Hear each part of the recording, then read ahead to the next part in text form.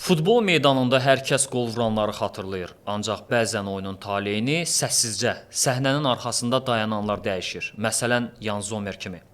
Zommer qapıçı olmaqla yanaşı komandasının arxada duran sütunudur. Onun qurtarışları sadəcə refleks deyil, biraz da intuisiyadır, biraz da liderlik.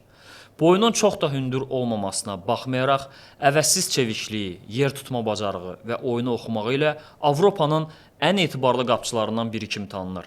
Bəzən tək bir xilas, Zommerin ayağı, əli ya da cəld qərarı nəticəyə damğa vurur.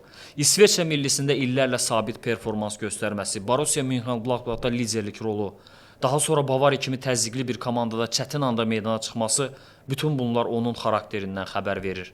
Təvazökarlığı, sakitliyi və özünə inamı onu qapı arxasında divara çevirir. Zommerin oyununu izləyərkən görürsən, bu adam təkcə topları yox, ümidi də tutur. O komandası üçün son ümiddir və çox zaman bu ümidi gerçəyə çevirir. Qapıda duranlar çox olur, amma qəhrəmanlar az. Yan Zommer isə onlardan biridir.